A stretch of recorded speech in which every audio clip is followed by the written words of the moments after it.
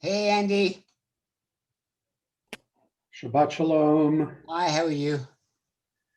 I'm all right. You? I'm good, thank you. Here's Suzanne. And here's Peter. We can start. Peter's on. Peter, are you going to have any materials to share? Pardon me? Are you going to have any materials to share? Yeah, I got another slideshow. Okay, I'm going to make you a co-host in that case. Okay.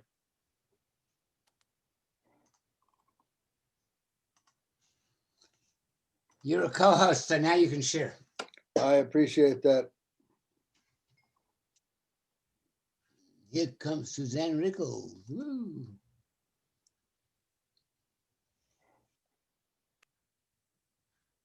Suzanne, hi. Are there two of you? There are two of you. Oh, one of her disappeared, so now there's only one of her. Hey, I think you're muted. Muted for too long. Hey, Martin, should I send you notes or something when for the final thing on the book? Well, what I did last time, which I think worked fairly well, is I sent the notes out to everybody, to Sue, because Sue got all the distribution lists. And then we can talk about the book, assuming people have gone through the notes as opposed to walking through the notes, which is much more normal. It seemed to work well the last couple of times we did it that way. Because I'm moving right along in the book, in the last part of the book. Super. I've only read 2 chapters or 3 chapters. I'm sort of a fifth of the way through the section. Hi, Andy. Shabbat shalom. Shabbat shalom.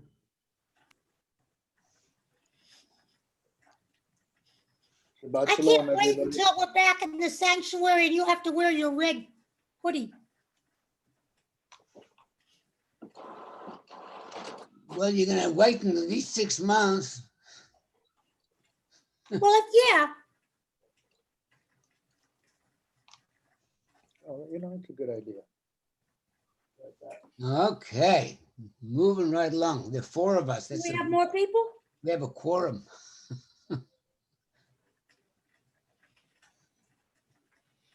Is your wife joining us, Martin? Pardon? Is Debbie joining? Not on my thing, because I'm controlling it from my computer in the study, and she'll log on from her iPad.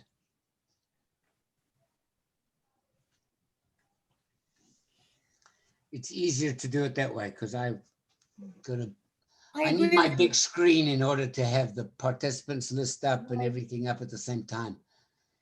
On an iPad, you can't do it all at once. By the way, I thought that the kid that did the bar mitzvah this morning did a really nice job. Yeah, I just hit the Haftorah part.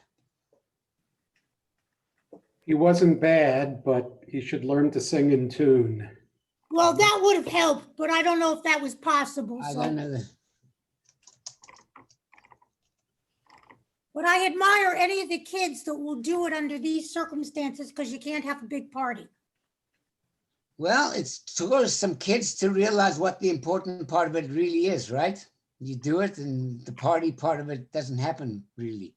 I thought he did a terrific job, and I was especially impressed.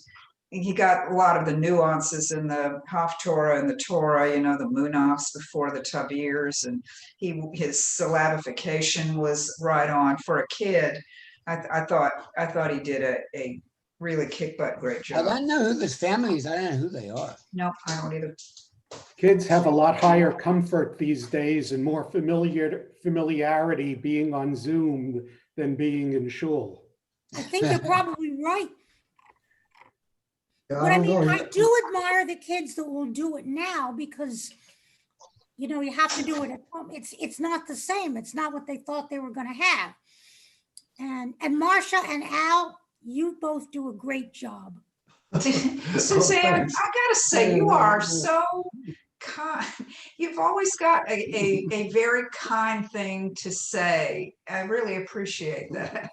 Well, thank you. I appreciate it because I've never been able to learn Hebrew. And actually, I'm going to do the adult B'nai Mitzvah this year. We're I'm doing getting it better on and better. We're up Transfiguration. to 10. We're up to 10 folks. I think we've got We've got a minion. we have a minion. Hi, Oh, Anna. this is now me. Debbie is just logged on as me. Haven't seen you in a long time. I know, it's good to see you. Are you doing your open a mitzvah? Yes, but I'm doing it. I'm not going to read a Torah portion because I can't do the Hebrew. And I said, if I can't do it properly, I'm not going to do it. I'm doing things in transliteration. Debbie, change the name so that you're you. Are you doing it with Beth Yeshurun? Switch rooms. So when is Ann it? Noons is doing it also, Sarah. Suzanne, when is your bat mitzvah? 22nd boy. of May. Too soon. All right, and this is with Beth Yeshurun? Yeah. Oh, that's terrific. We'll be there. But the problem is, like, I'm doing the Torah service because I can do it in transliteration, and I That's start fine. to do it in our melody. And it's like, no, you have to do it. And I Their like our melody. melody, but if I do, I'm going to get a slap on the hand. So I'll have to learn the, because You'll have to Diane, learn their Diane, melody. Diane Dorf was very polite about it, but you better do it in the correct one. Oh, the. Okay. Hi, Ginsbergs. Hi there, how are you? Hi, Eric. Hi, Debbie. It's Eric. Hi, Eric. Hiya. Good- Hi, Eric. Good to see you all. Hi, Anna. Good to see you. Hi, Yeah, Lisa. you as well. I haven't Hello. talked to you. I know. This is what people look like, wow. About a week ago, I ran into Marion Bell in the parking lot at Target in Meyerland. We sort of looked at each other over yeah, it's you. And I asked her, we were like a couple of car lengths away, and I asked her to turn around so I could see her back. You don't get to see the back of people that often. Oh, by the way, Marion's birthday is the 22nd. Good to know. Happy birthday. Lisa, I've moved my phone so that I'm not going to hear it if the phone rings. If Phyllis comes in, I've printed out something with your number on it. Would you be willing to be my backup again? Me? Yeah. Sure. Yeah. Now, how would I back up? That's the problem. Okay, well, all you have to do is, what happens right now is if somebody can't get on, suddenly they call me and Phyllis comes in and says they can't get on. And then I'm turning to Phyllis. Right. Well, I can't do much about it. And Peter, we'll give it another minute. We're right on time. It's 1 o'clock, so we'll give it another minute. I'll do my best, Peter. Hey, Martin, I have a question for everybody. But better. Yeah. Has talking to anybody you. here studied much about the Karaganiza? There was Not a much. book I know what it is, but I have not really. Okay. studied it. because there was That's- the book that they did at the book fair a couple years ago. Yeah, I'll be working on that then. That'll be great. You asked. I mean, I know a little bit of, it was discovered by, what's his name? The guy who founded JTS. No, They did it the really Cambridge. was. It really wasn't, but he was the one who. Well, he's the one that grabbed it. The sisters. Well, It was the sisters. it was two sisters, but even Yeah. before that, people knew about it. They just didn't care. Right. So right. what he did is he brought it to where we cared. He realized what it was and then brought it to England. Yeah, but Sarah, I've I just- bet you'll do a fabulous job. with Well, I that. just took a class on it and it is totally fascinating. And I've got a couple of books. The problem is, of course, being in isolation, it would be hard to get down to Rice or anything to get the seminal book, but I'll see what I can do. I've got a few months. One There's little a announcement. Oh, sorry, I'm interrupting you. Keep Go going. ahead, Marcia. No, this is off topic. Go ahead. Sarah, Okay. one of the good books on the Karaganiza is by Adina Hoffman. Yeah, that's the one who she was at the Yes, book. that's coming this afternoon. And then Okay. I have another one called by Rabbi Glickman. Yeah, Peter, But- at 1:02, we'll start. And I'll admit The- people. Hi, Sandra. The seminal book is by Goyton. And that one is at Rice, but I'm not at Rice, so nor am I likely to go there anytime soon. Right. Yeah. Okay, I think we're Okay. ready to go. Bingo. We're ready to go. Anyway, Shabbat Shalom, everybody. Shabbat shalom. Shabbat And shalom. welcome to number 3 of Jewish languages. So I'm going to go ahead and share my screen again. By the way, I'd like to introduce my friend Louisa Kluger, who is Hello. Louisa Kluger is a scholar, among other things. I don't know the limits of her knowledge, but I do know that she's going to be a tremendous help to us on Ladino, which she has made a very serious study of. And so anyway, I want to welcome her and welcome anybody else who hasn't been here before. So I'm going to try and share my screen here and see what happens. Okay, so I want to finish up a little bit with Aramaic. As a matter of fact, in some ways, we just got started on Aramaic. And then, as I've said to some of you, I'm going to try and talk about Greek and Arabic, which certainly have had, we don't hear about them so much today, but they have had major influences. And I think they can very legitimately be considered Jewish languages. So I want to give you something of a little timeline here. I wish I could figure out a way to keep all this on the screen at the same time, but we're going to be covering a fairly large swath of time. And you know, the first part of it is going to be closer to Aramaic. Then we're going to get into the Greeks, but Aramaic is still out there.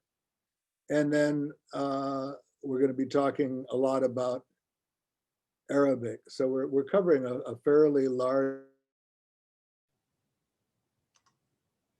Oh, unmute, Peter, I'm sorry.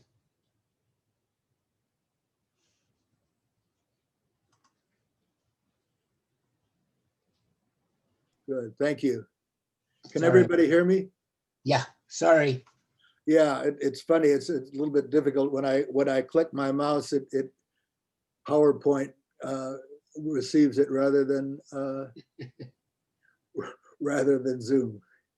Anyway, we're going to be covering a fairly large period of time: Aramaic, Greek and Aramaic, and then Arabic. I've got some linguists here, so I hope I do this properly. But two things I want to talk about. One is that we're talking about a situation where there's many languages spoken at the same time, both in Jerusalem around the Second Temple period, and also during the Golden Age of Spain.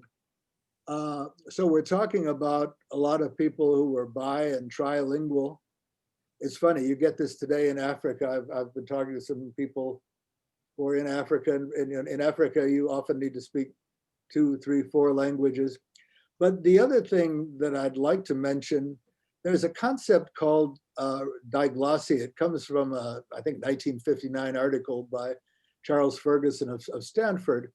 Now, he was talking about situations where two dialects of the same language have different functions. And he used Koine Greek and Classical Greek, and he used Classical Arabic and ordinary Arabic dialects. And his point was that there's an everyday dialect that people speak, and then in this particular case, there were either literary or classical dialects of the same language. And the important thing to recognize, and you may remember this from my 13 points, is that languages have different functions. And so I think we're going to find, as we go through a little bit of the Jewish history here, that we get sometimes Jews not only are multilingual, but the languages form different functions. And one other thing that we can talk about before we get a little bit more into the body of the class is, and this is a question Anna brought up, and I still don't have the answer, and I'm not sure there is an answer. In some cases, Jews assimilate completely into the culture and language of the place that they happen to be living. And we'll see that certainly in medieval Spain, for example.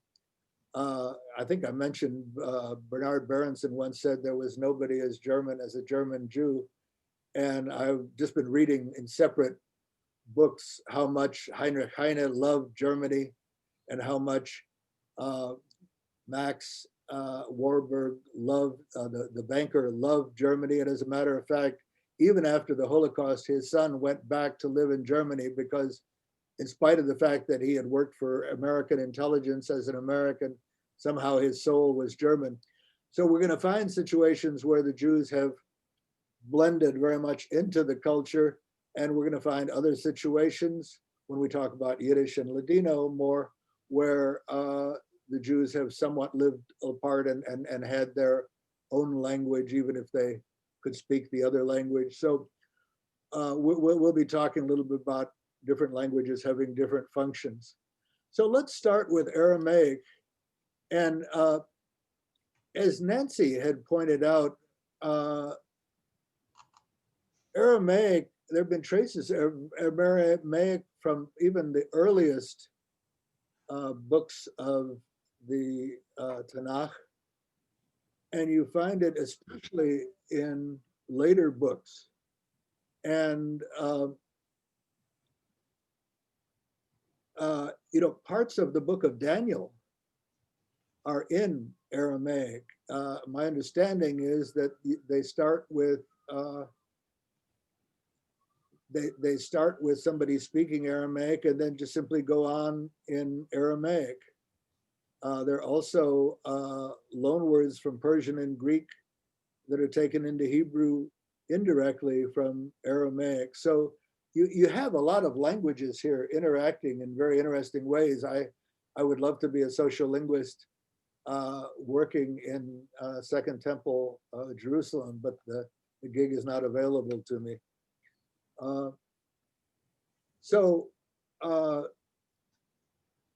When the Jews seem to have come back from Babylonian captivity, they brought with them Aramaic, both in Babylonia, and we'll see that, when we talk about a little bit about the Babylonian Talmud, and in Palestine. And as we say, that's really in some ways remarkable, because Aramaic was primarily an administrative language. There were a series of empires that took over, first the Babylonians who brought the Jews out of Israel back to Babylonian captivity. And then you got the Assyrians, and then you got the Persians. And ultimately it was the Persian Emperor Cyrus the Great who allowed the Jews to go back to Palestine. And with them, they brought Aramaic. Now the thing that I can't completely get my mind around is that it doesn't seem like Aramaic was a first language for any of those empires. I've seen the Aramaeans described as nomads. Whatever they were, there is no Aramaean empire. And yet, when the Jews came back into Palestine, it was a first language for so many of them.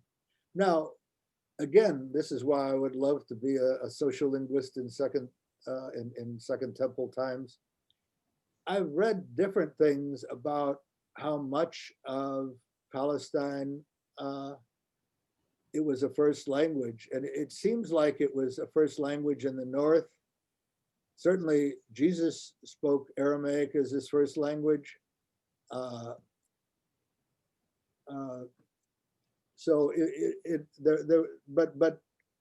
with that, there was still Hebrew. Now, some people have said that was mostly in the rural areas.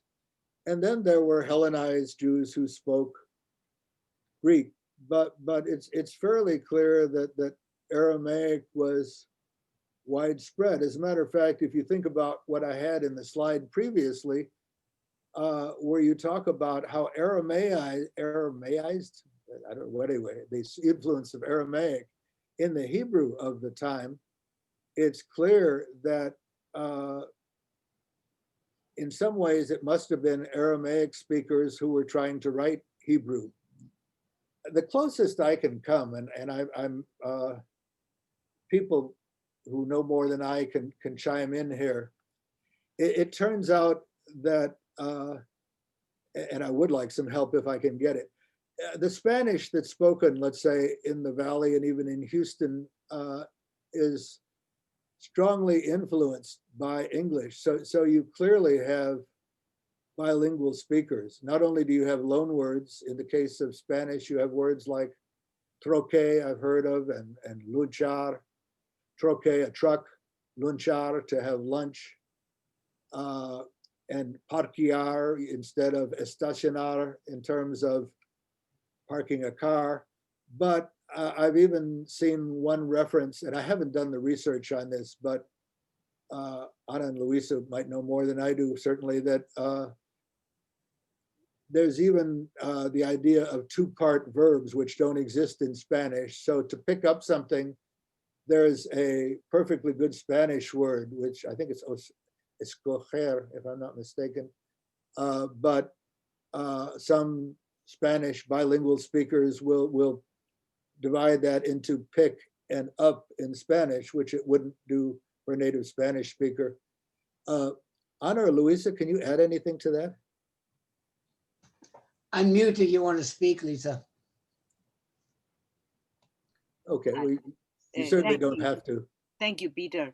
I think that if you think of English and Spanish, I would call that influence obviously language contact because of the common areas of both languages being spoken, but more in the way of lexical borrowings of words that then become adapted to Spanish. But in the case of Hebrew and Aramaic, because of the fact that there is an accepted view of a comparison between Hebrew and Aramaic to Spanish and Portuguese, that to me indicates that the source of both languages seems to be closer in a way, so that there is even in Ladino or in Yiddish, but really looking, there's some Ladino linguists like David Bonis at the Hebrew University,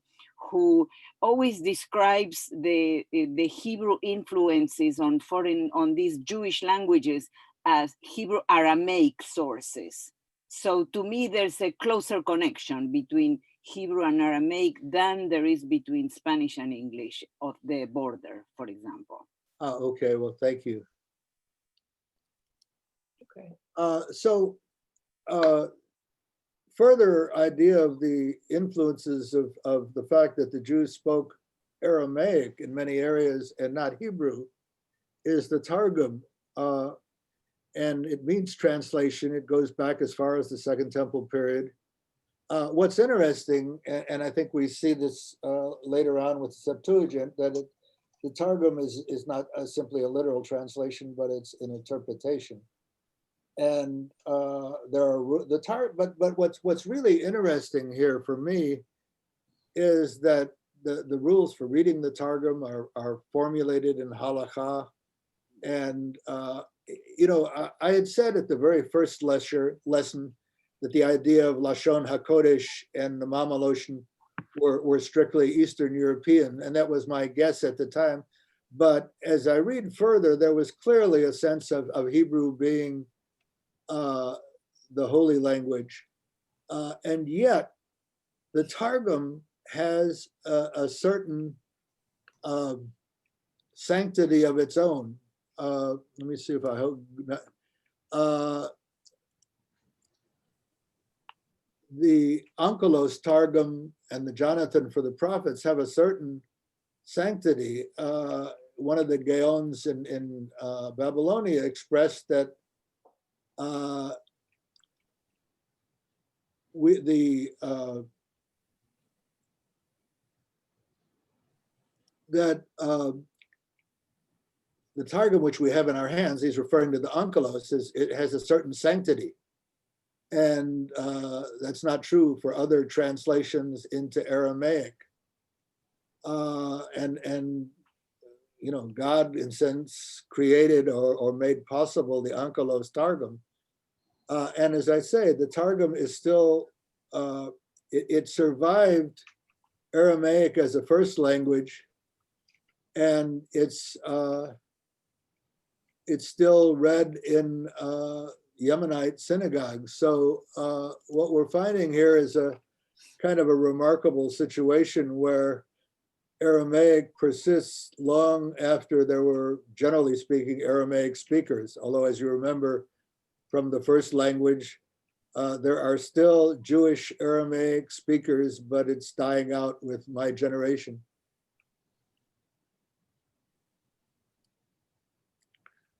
So, of course, the Talmuds are in Aramaic, and one has to assume, you know, one was the Jerusalem Talmud in the north of Israel at the time under very difficult situations, and the important one from most points of view is the Babylonian or the Bavli Talmud, and they're in two different dialects of Aramaic. And as I have not read a lot of this in firsthand, but there were a lot of discussions because Aramaic was so important as to what languages you could pray in and which ones were available for which sections. And so the whole problem of translation became kind of difficult. And there was arguments about whether people should speak Aramaic.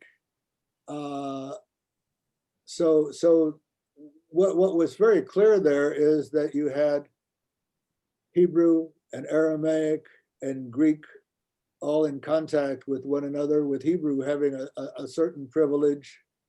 But on the other hand, people who didn't understand Hebrew, and again, it sounds like a very different situation than we have today, at least in conservative synagogues, where in Brit Shalom, the prayers are mostly in Hebrew, except for, you know, one or two, a prayer for the country and a prayer for Israel. And a lot of people don't understand it. You have a translation on the side, but nobody reads it, and you don't have to read it. And but I think during the Second Temple period, there was a lot more importance paid to Aramaic as a serious language. And today we have the Kaddish and the Kol Nidre, but reading on the history of those, they didn't have the place that they have today as prayers. They were relatively minor, and somehow over a period of time got elevated to the situations that they're in today. And I've a little forgotten the details, which I once knew better than I do. But the idea that you can have important prayers in Aramaic probably is a relatively recent one that came about historically and would not have been in the Second Temple period. We do have the Zohar written in Aramaic, but there are some who believe that it was written in medieval Spain and that it was, you know, passed off as an ancient document, and for that reason it was written in Aramaic. So couldn't speak to that 100%. Now, Greek we don't think of today as a Greek language, as a Jewish language, but in fact, Greek became the first language in a wide area, and especially in Egypt and Alexandria, but also in the town, city of Antioch, which is today Turkey. And if you remember, much of As a Driven Leaf took place in Antioch, and everybody spoke Greek. Now, did the rabbis know Greek? Well, there is, of course, a dictionary of Greek and Latin words in the Talmud. According to Burton Vysotsky, and those of you in the book club will remember Aphrodite and the Rabbis, says that thousands of Greek words entered the rabbinic lexicon, enough to make it clear that every rabbi must have known at least some Greek. And because of, we'll talk a minute about the Septuagint, but the rabbis discussed in what languages it was possible to write the Torah, and at least Shimon ben Gamliel said Greek is the only other language but Hebrew. The big translation, of course, was the Septuagint, and so called because it was supposedly translated by 70 rabbis. Evidently the Septuagint is, the legitimate Septuagint also is under discussion because in some books, the translation is fairly literal. In others, not so much. We have some books that only exist in the Greek version. I believe the Maccabees is one of those. And the Greek word, the Greek Septuagint fell out of favor with Jews because that's the version of the Bible, the Torah, the Tanakh, the Bible, that the Christians chose to take as their official version.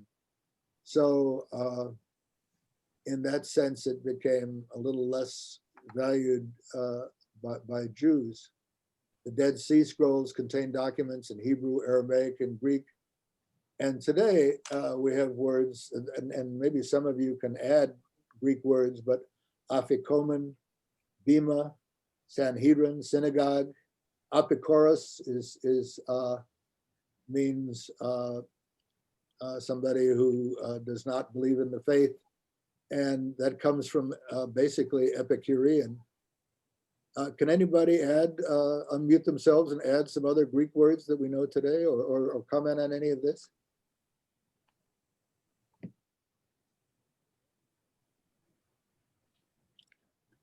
So it's interesting. Flavius Josephus, who was— I just wanted to throw one thing in modern Hebrew, the words kategor, and I remember the other one, senegor, are words for the prosecutor and the defense attorney, and Correct. I believe those are, I believe those are Greek. So that I assume it came earlier. Yeah. So, No, that's absolutely true. Those are Greek words, and they're in the Talmud as the prosecutor and the defending attorneys, or the kategor and the senegor, and used in Israel today for those positions. And also traklin, which is a kind of chair. It's also a word used in the Talmud that it refers to a place where they used to sit. And I know it's a word of Greek origin. Yeah. So there's some question about whether the Jews of Alexandria even understood Hebrew, but they wrote philosophical works and commentary on the Torah in Greek. So there were a number of people writing in Alexandria who were Jewish who wrote. It turns out Saul of Tarsus, who you might, and Tarsus again is in what is today Turkey, I believe.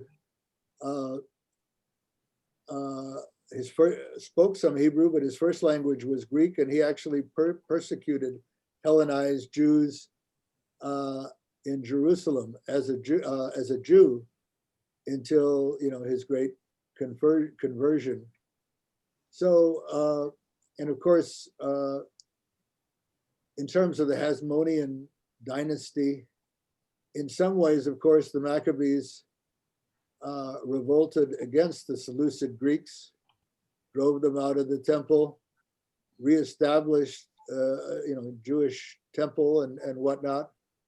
But if you look at the further names of the Hasmonean kings before the Romans finally took over, Hyrcanus, Aristobulus, Antigonus, it's very clear that the Hasmonean Jews and priests were strongly influenced by Greek culture.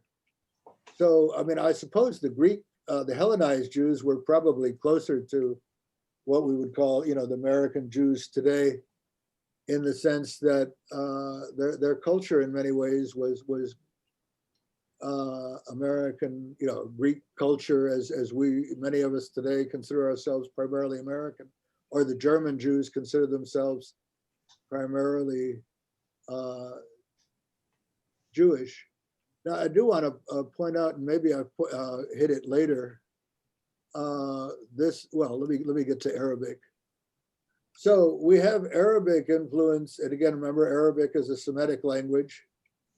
We've just left our first foray outside of Semitic languages, but the Arabs overran Babylon in around 700 of the Common Era, and Arabic seems to have completely replaced Aramaic as the first language of the Jews. The Arab conquest was amazingly rapid. It went into North Africa, and as we'll see, eventually Spain, but certainly all of the Middle East. And the language invasion, if you want to call it that, was almost as rapid and as thorough as the military. I saw it described as, in one book I was looking at, as a blitzkrieg. And it's, the analogy is not totally out of place. When I think of rapid military conquest, I think of how the Nazis went through France and Norway and 3 or 4 countries in rapid succession, and so with the Arabs. So by the time you get into the Geyanim and the academies of Surah and Pamedita, you're talking about the Arabic language. And now it's often called Judeo-Arabic. And I want to get back to a sort of a point that Sandra brought up way earlier, and that is, what am I considering a Jewish language? And there seem to be a lot of places where people spoke the language of the country but wrote it in Hebrew characters. And in some ways, I talk about those, but they're less interesting unless one of 2 things happens. Either, for me, that there are real classics of Jewish philosophy and theology written in that language, or that the language somehow survived transportation to another country where it was spoken outside of the places where it originated. And in the case of Arabic, the fact that the Jews wrote Arabic with Hebrew script is moderately interesting. As I say, that would be the equivalent of Judeo-Persian, Judeo-Malayalam. But the important thing is that really important things were written in Arabic. And one of the great sages, and there were others, I don't have a thorough knowledge of the history, but Sadia Gaon, the Gaon of the Surah Academy, wrote important books on Jewish theology, the Book of Beliefs and Opinions. And he also translated the Tanakh into Arabic. By the way, the Arabs brought a whole civilization into wherever they conquered. And what's interesting about the Arab civilizations is there seemed to be kind of 2 parts of it. There was the part that brought Greek philosophy and reveled in poetry, and we'll see that in a little bit in Spain. And then there were the, I don't know what to call them, fundamentalist, puritanical Arabs. And So for the first group, the Arabic civilization brought Greek philosophy, literature into with them. And so Maimonides and Sadya would have, of course, always been, and like Philo originally, where it would have been Greek,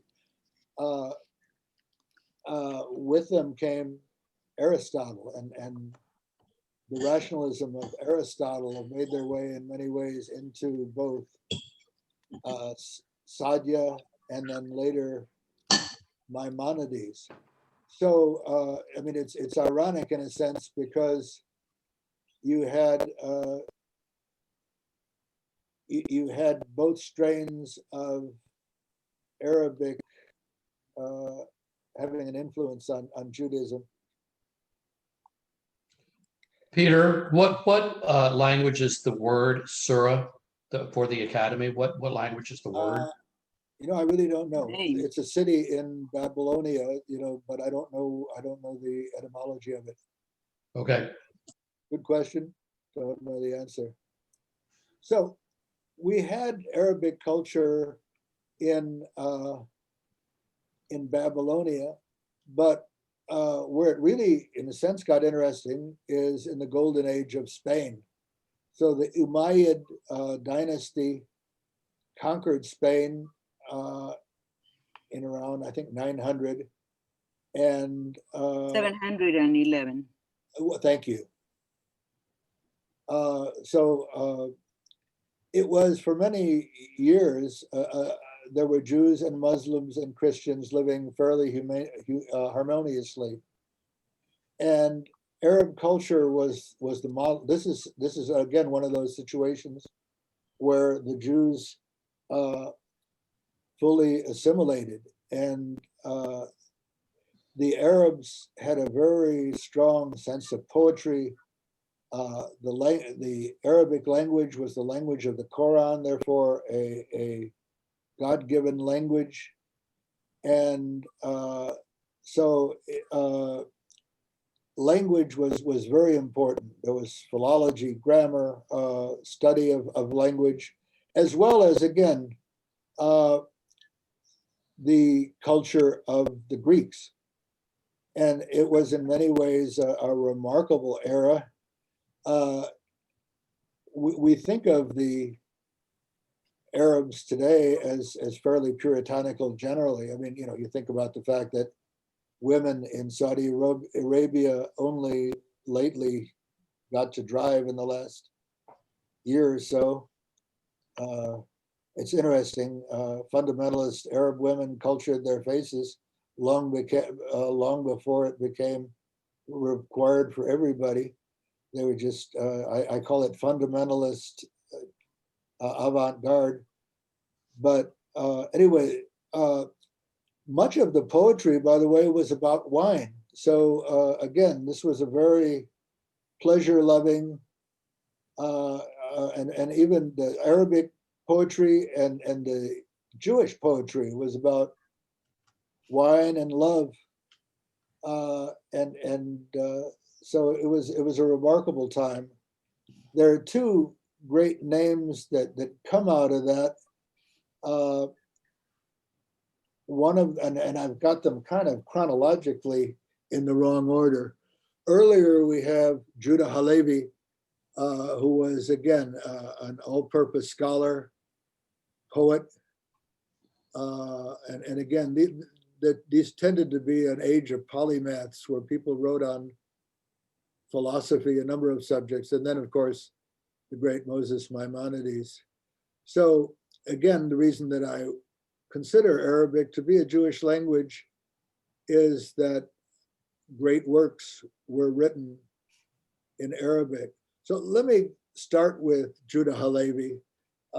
Judah Halevi is particularly interesting. We read a poem of Halevi earlier, and he lived a love poem, and I think he lived the good life in Arabic culture, writing in Hebrew.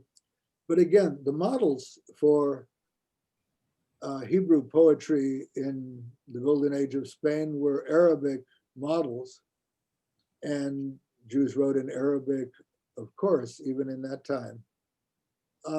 What makes Halevi kind of interesting is that he loved Spanish culture, and yet in some ways he felt kind of guilty about it, and ultimately tried to make his way to Israel.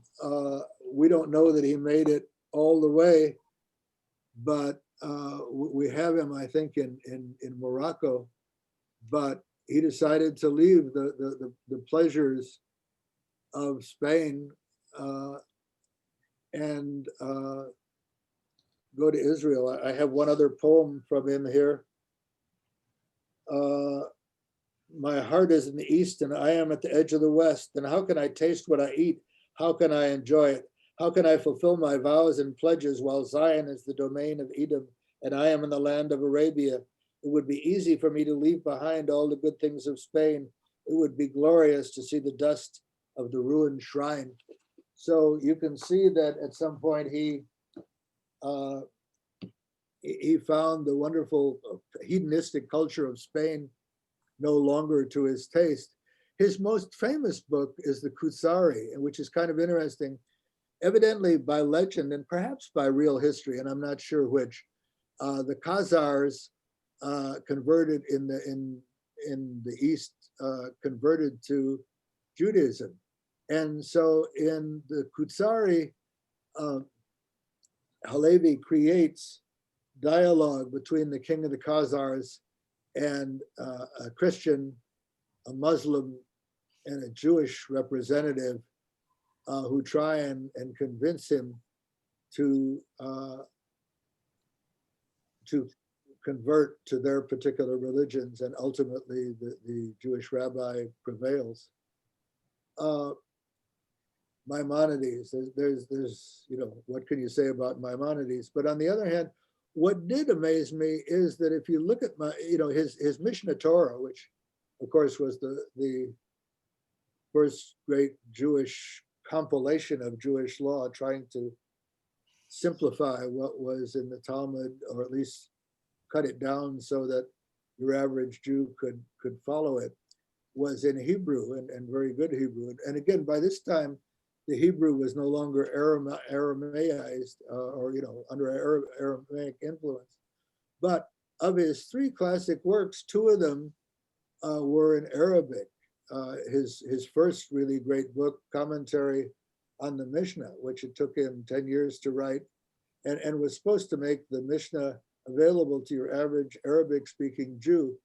And finally, the Guide to the Perplexed was written to his student and was not supposed to be read by everybody. But one of the things that Maimonides tried to do was to, obviously there were Arabic Jews who were not highly literate in Jewish lore and Jewish theological works. And so he was trying to make things kind of available to them. So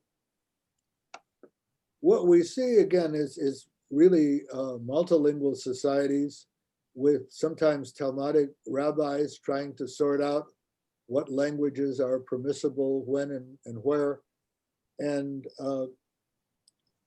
with tremendous influence of one language over the other. And so, for me at least, Greek and Arabic are genuinely Jewish languages. So people can unmute themselves, and I'd be happy to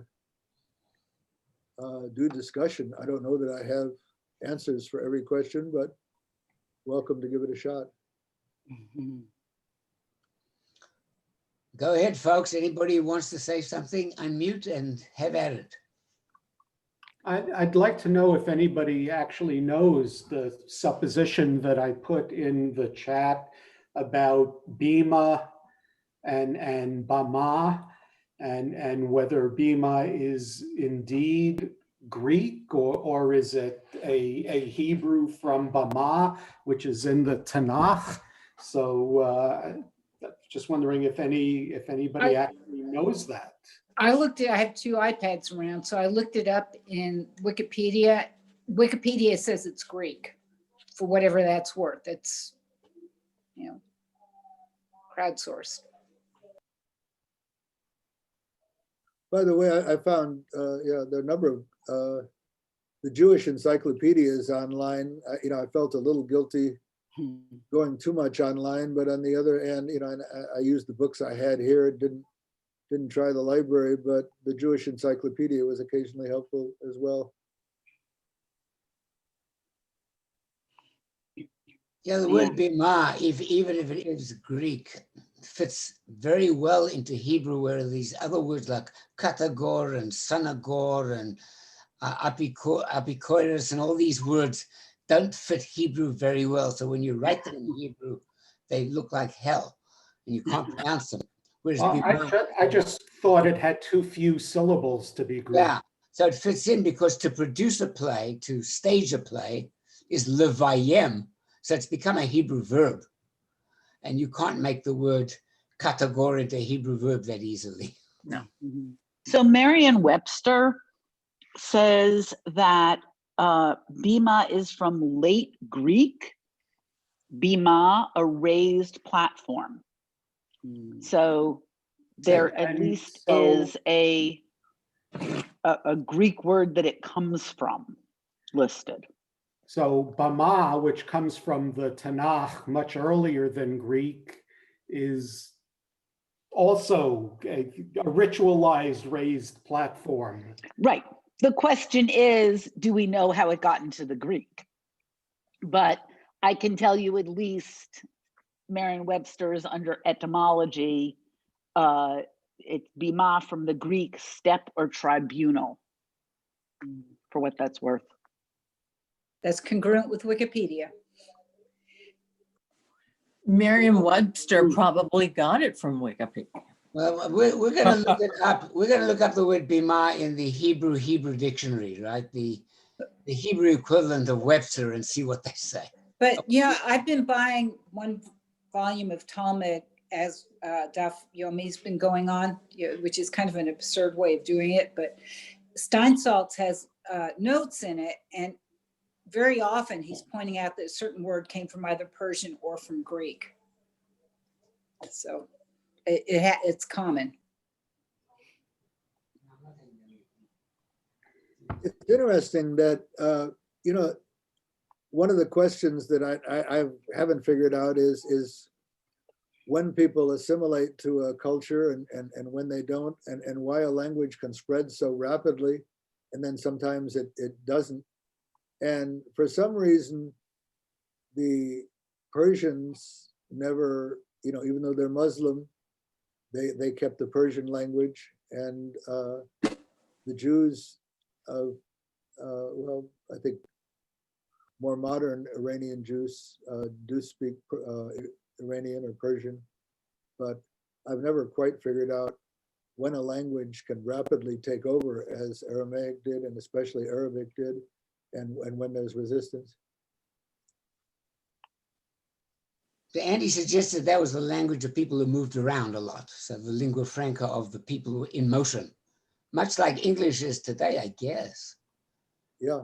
The language that most people speak to each other, and if they don't speak their home language, is going to be English. Sure. Around the world, right? And yet the Jews picked up Aramaic as a first language. It wasn't just a lingua franca for them. Well, I think part of it may have to do with how it is you're assimilated, whether it's from migration or exile or conquest. Those things may be a factor, because it may have to do with what you have to know to survive and prosper in your new environment. So the Jews that were exiled to Babylon, if the trading commercial language was Aramaic rather than whatever they spoke, Chaldean or some Babylonian, whatever that other language was, it's not surprising that their language of exile was was Aramaic. And it could be that even before the exile, because of trade, they had already picked up some Aramaic. They must have, because there's Aramaic influences in the earliest books of the Bible. And yes, but those were probably later editions and rewritten, depending when you think when the books of the Bible were written. If the earliest ones are, scholars argue, is it 7th century BCE or 10th century BCE? That makes a difference. There must have been a pretty dominant language for people to put the effort in to translate Hebrew into Aramaic. I have Tanakh into Aramaic, and so the Onkelos version, and even today, if you're not sure what the Hebrew means, sometimes the way you find out what it might mean is you go to the Onkelos in Aramaic to find out. Okay, so Bama, from the Hebrew, Evan Shoshan, it is an Akkadian or Ugaritic word, and it's in the Torah, and it means a raised flat platform on which sacrifices are made.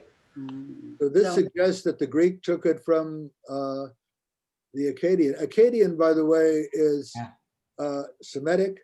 It's, I think, there are two dialects of it, Assyrian and Babylonian, if I remember correctly. So it sounds, maybe it went from Semitic to Indo-European and back to Semitic. So my question was, how do we know, do we have any rationale for why things like Akkadian, Sumerian didn't hold when Aramaic did? Was it just really traveling, or, the next conqueror? Do we have any understanding of why those died out among the Jews and the other ones didn't? I don't. I'm amazed that Aramaic got generally replaced as fast as it did, except for those little places. If you remember, Aramaic still existed for a small group in the mountains of Kurdistan until Israel was established, and then the group had to be dispersed to mostly Israel. So it's why languages suddenly, I'm sure there are people who've written on it, and there's no definitive answer. How would you know for sure? But it's an interesting question. Luisa, you want to add? There's also the issue of prestige, that there is a perception of prestige on the choice of different languages, and for different functions, as you were saying at the very beginning. And as a matter of fact, there is a group, I remember seeing them in Israel many years ago, the group of the people who live in the area of Samaria, and I'm not calling it Samaria because of politics, I'm calling it Samaria from the point of view of history, the Shomronim, who still speak a form of Aramaic, although it is not considered to be exactly the same type of Aramaic. I think there's also an issue of being easy. In mathematics, we went to the Aramaic over the Roman numerals because they were easier to manipulate and use. And I'm just wondering if a good part of all of this had to do with how easy it is. English is a lot easier than Chinese. And, that's one of the reasons, even though there are more Chinese, English is all around. French was at one point a language. I had to take French in high school because that was, quote unquote, the scientific language, and that got wiped out really quick. So I'm just wondering if there's also an ease that, Arabic or any of these languages were a lot easier to learn than some of the other. there I can actually speak to that as a linguist. And this gets, again, a little bit of an article of faith, but I think it could be argued persuasively. First of all, 6-year-olds learn any language.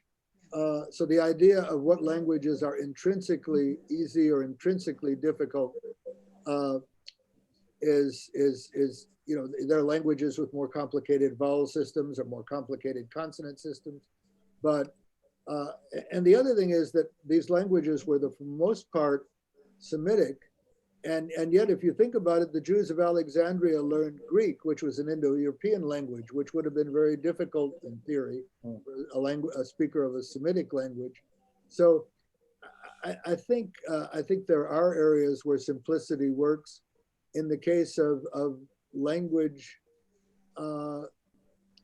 it's not so much the case that you know, 6-year-olds of any language. And I mean, I find French vowels very difficult to pronounce. I don't do gender very well in Spanish, but that doesn't mean they're intrinsically more difficult. It's simply, you know, there could be a greater difference between one language and another. Chinese has tones, which English doesn't, but 6-year-olds speak any language fluently. I have a question. Do we know why languages, I don't know much about languages, you know, Hebrew is written right to left. Do we know, you know, Greek is written left to right? Yeah, we know. So how do we know how that got done? Because when you're writing on a stone with a chisel and a hammer, it's easier to go right to left. When you're writing with an ink pen, you don't want to blotch over it. It's easier to write from left to right. If you're right-handed, I guess. Yeah, that's right. That's right. And some of these languages, sorry, and include even Greek used to be right both ways. Really? Yeah. Wouldn't political changes that go like this? You Yeah. know, just go back and forth. Wouldn't political changes be the most influence on what languages live or die? Well, Because yes and yeah, no, look at but Yiddish. the book I was reading in, which is called Empires of the Word, which is written by at least a linguist, suggests, at least in the case of Aramaic and the Akkadian, that oddly enough, political power did not influence exactly what languages were taken. And if you think about the Second Temple period, Latin is almost, we haven't mentioned Latin at all. And yet, you know, when we're talking about this era, the Second Temple period, I mean, it was the Romans who had the power. They defeated the Greeks, they defeated the Jews in 2 wars, and yet, you know, if somebody wants to talk about Latin words in Jewish languages, they're welcome to, but I have nothing to say about it. The Romans did not impose Latin on their conquered territories to the degree that some other empires have. I mean, it's not surprising that Maimonides and Yehuda Levi wrote in Arabic. I mean, the Arabs were really powerful and they swept across Africa into Europe, into Spain. They were tough guys, so you learn their language. Yeah. Luisa, did you want to add something there? Yeah, and actually, yes. First of all, I tend to follow the concept of function that you meant, that you referred to before, Peter, because I think that function has a lot to do with choices and so forth.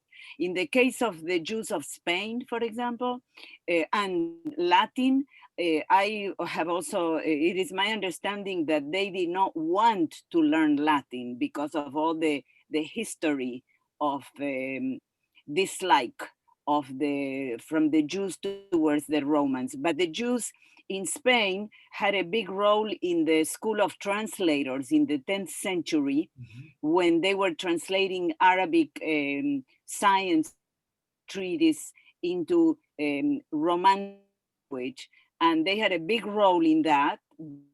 They were actually, they preferred to use the Proto-Spanish or very, very vulgar Latin spoken in the street and by the people than the actual Latin that they really dislike to study. And Yehuda Levi, I wanted to mention, is from the Spanish literature point of view, and linguistics is considered to be one of the precursors of written Spanish, because sometimes in the last 2 lines of his poetry, he would add a couple of lines in the proto Spanish or very vulgar Latin that was being spoken. Wow, I didn't know that. That was Yehuda Halevi?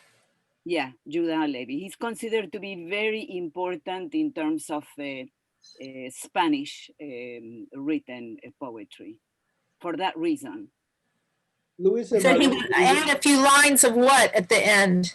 They're called harchas. And it's usually in the in the poems that he has about the wine, as Peter was saying, or the young women, or the gazelles, the birds, and so forth. There's usually a couple of cute lines, cute, very, very down-to-earth lines about either love or the demoiselle, the lady, and so forth. Very cute. And it's remained as one of the beginnings of Spanish poetry in a way. Mm-hmm.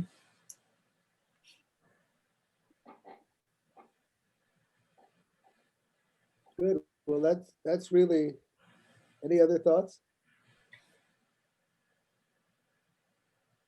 Anyway, I want to wish everybody a Shabbat Shalom. Thanks for coming. I'm going to especially, we're going to talk about Yiddish. You know, I said this is a situation where people picked up the language wherever they were.